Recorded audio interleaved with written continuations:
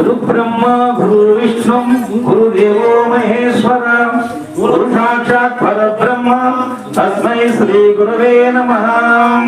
శ్రీరామ రామ రామేతి రమే రామే మనోరమే సహస్రనామ తత్తుల్యం రామనామ వదాననే.